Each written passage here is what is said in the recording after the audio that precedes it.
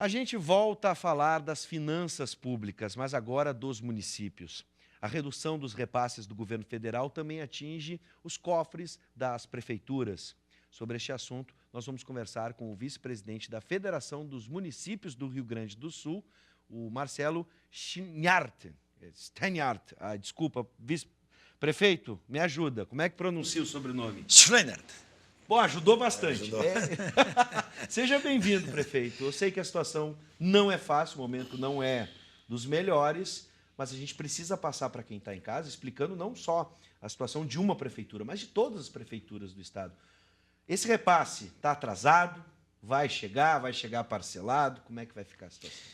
Não, são perdas que vêm vindo ao longo do ano. O FPM, que é o Fundo de Participação dos Municípios, ele é composto do IPI e do Imposto de Renda, né?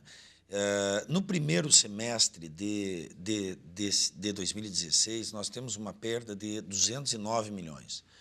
Para você ter uma ideia, o FPM ele representa para alguns municípios algo em torno de 40% da sua arrecadação, né?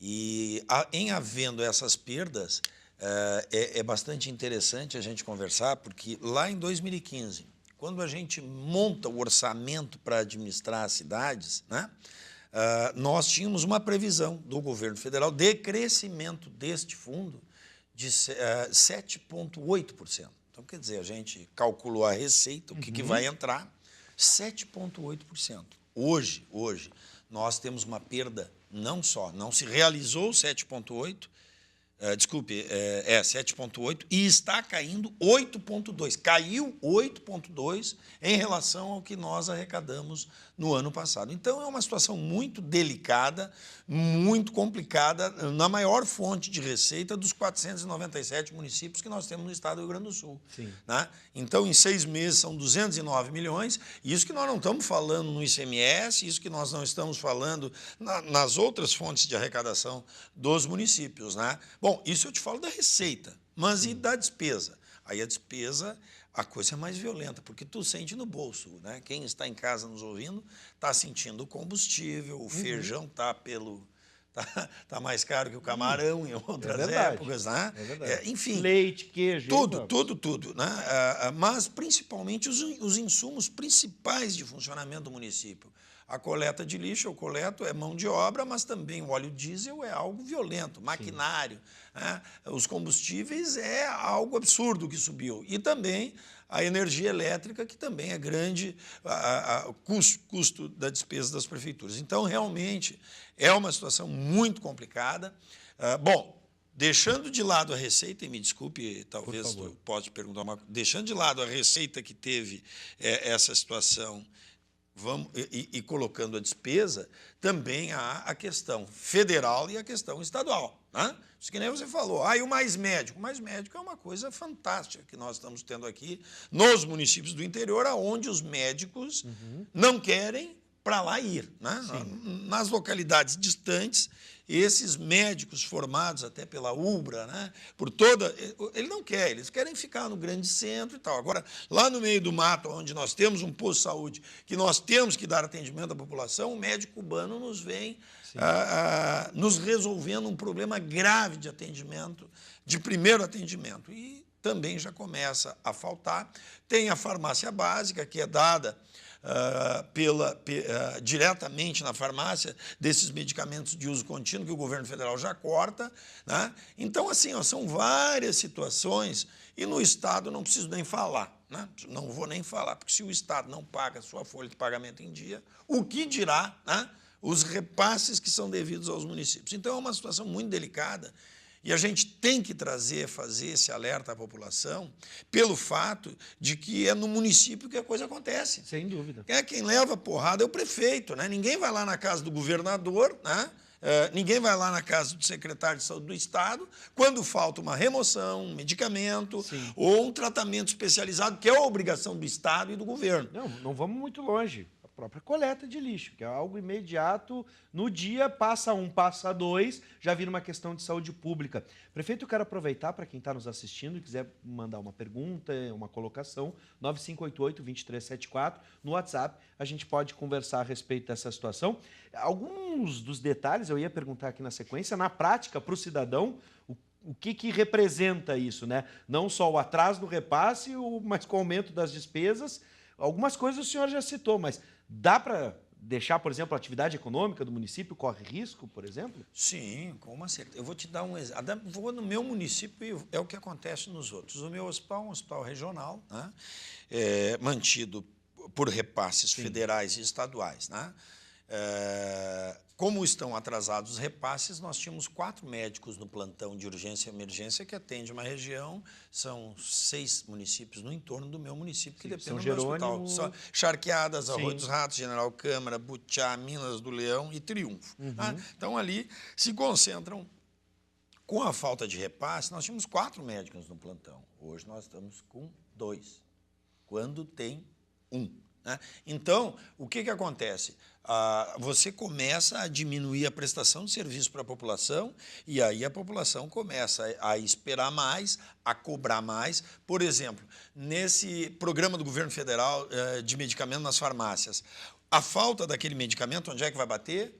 No prefeito. Claro. Aí o prefeito não tem o medicamento. O que acontece? Vai no judiciário, o defensor público faz o pedido e o juiz despacha. Olha, você arruma um remédio tal, você arruma remoção tal, você arruma baixa no hospital. Você sabe, a gente não produz essas coisas. Há toda uma regra, um regramento feito que é estabelecido. Então, na falta dos entes federados, como a União e com o Estado, o prefeito e os municípios. Veja bem, quando eu falo prefeito, eu misturo com o município, porque é em mim que eles batem, é na minha porta.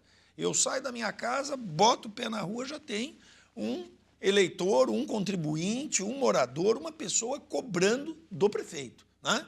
E a gente tem que dar a resposta imediata. Então, e o município, do bolo federal, o município fica só com 18%. De cada R$100, quem está em casa me ouvindo agora, de cada R$100, né? R$18 fica no município. O resto vai para o Estado e para a União. E aí, com R$18, eu tenho que, cara a cara, dar o atendimento a essa pessoa, seja no maior problema. Você estava falando aqui dos cachorrinhos. É um problema.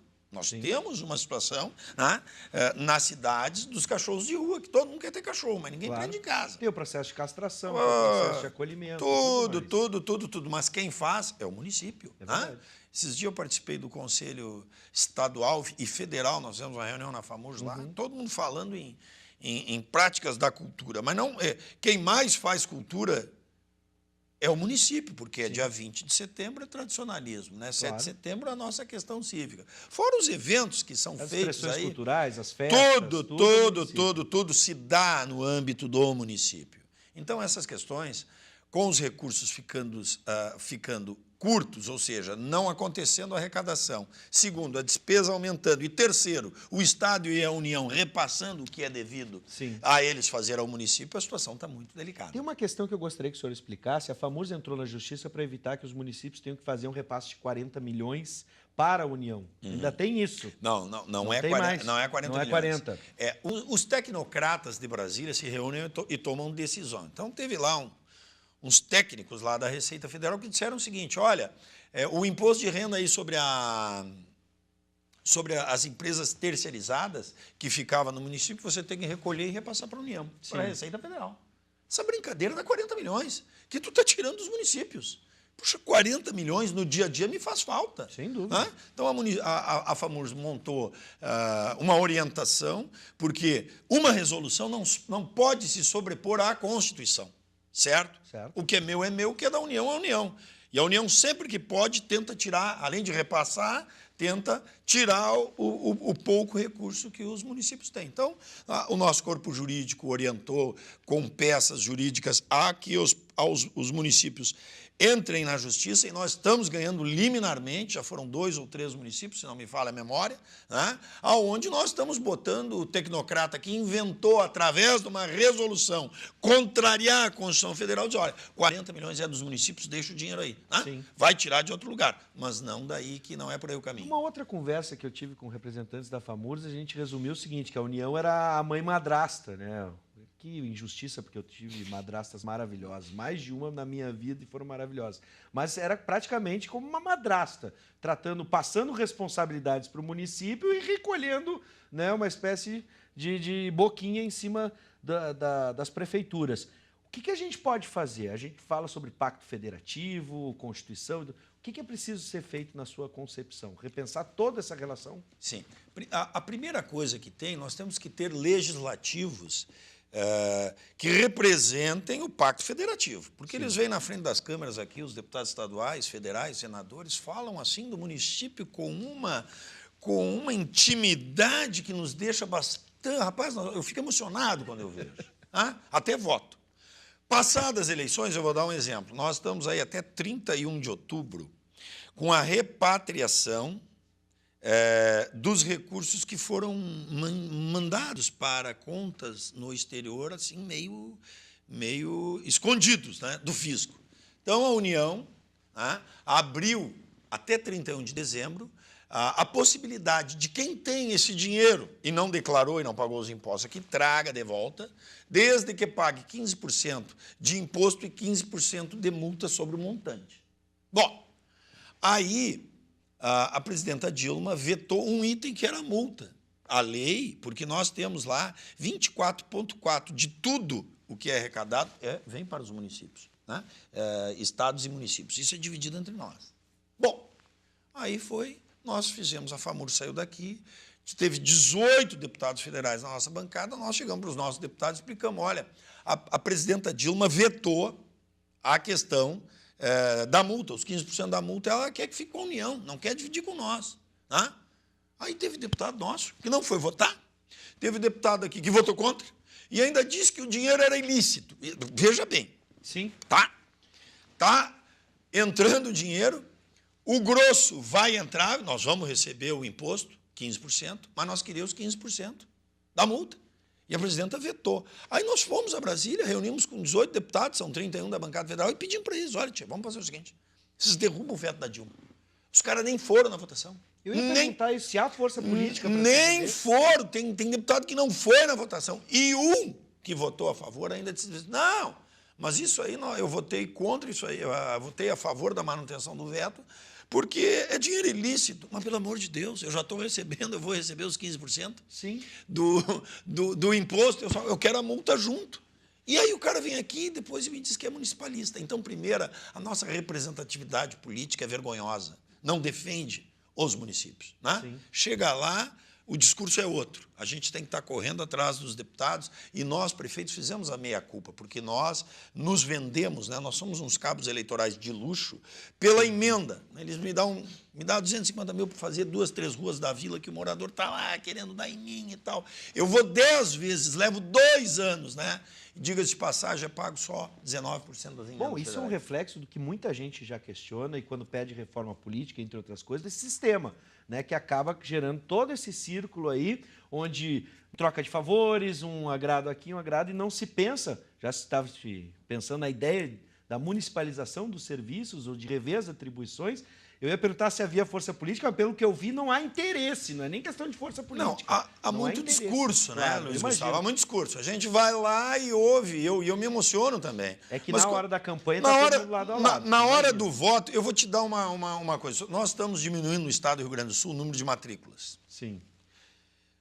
O valor do piso salarial do magistério, que o Estado não paga e os municípios pagam, porque se o prefeito não pagar, responde perante o Tribunal de Contas.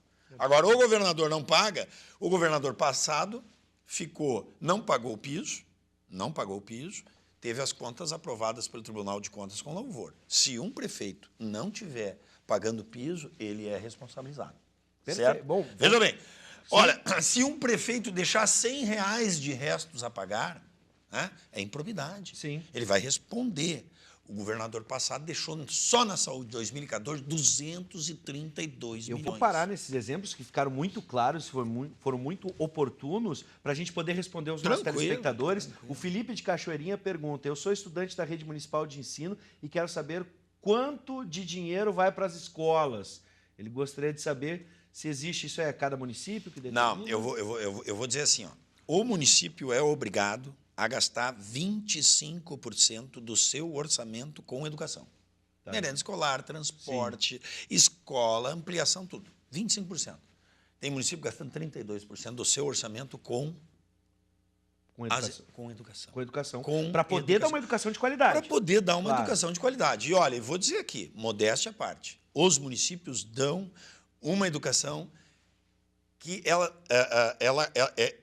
é de um nível de maior qualificação do que a do Estado do Rio Grande do Sul. Sim. Isso nós afirmamos, desde a merenda escolar, desde o transporte escolar, porque, veja bem, as escolas estaduais não têm nem nutricionista, os municípios têm nutricionista para fazer a merenda escolar. Então, alguns detalhes que eu poderia dar... Não precisa nem ser matemático para saber. Nem ser matemático. Botam 32%, faltou em algum lugar. Só que, quero te dizer, é justamente isso. Saúde, nós, municípios, somos obrigados a gastar 15%. Nós estamos botando 22%. Em média. Vai faltar em outro lugar. Vai faltar em outro lugar. Tá me entendendo? Então, claro. só... Parabéns, prefeito, pela transparência com que trata a questão. E eu também quero fazer publicamente parabenizá-lo, né? Quero lembrar, então, que o senhor está falando muito claro para quem está em casa. Às vezes o politiquês não é fácil, né? Ele diz assim, ó, quando o seu município gasta com a folha de pagamento e o que é feito para combater a sonegação, pergunta o Alexandre Martinim. Rapidamente. 48,3 é a minha medição agora no final de junho, porque no primeiro semestre eu estou no limite prudencial, ou seja, me sair um alerta de que eu posso gastar até 54. Sim. Nós estamos com 48,3 e o limite prudencial é 48,6. Imagino. Bom, eu quero fazer, então, esse agradecimento, a sua disponibilidade de estar aqui com a gente, prefeito Marcelo Schreinert. Muito bem, prefeito, um abraço a toda a comunidade de São Jerônimo e a todas as cidades em volta que estão nos assistindo. Parabéns ao trabalho da FAMURS, que está lutando por cada município do Rio Grande do Sul. E, mais uma vez, parabéns, como o nosso telespectador disse, pela sua clareza. Às vezes o politiquês não é fácil, mas eu acho que as pessoas entenderam muito bem hoje o problema. Obrigado, prefeito. Fico agradecido, e a FAMURS está justamente só... botando para fora o que é o sentimento dos nossos prefeitos. Eu não estou aqui defendendo a minha cidade ou o meu interesse. Eu estou aqui colocando o desespero da maioria dos prefeitos. 40% de prefeitos que têm condição de reeleição não estão indo pelo fato de que sabem que ser prefeito é dar um tiro na cabeça. A prefeitura está ali perto da nossa casa. Prefeito, seja sempre bem-vindo, viu? Prazer é nosso.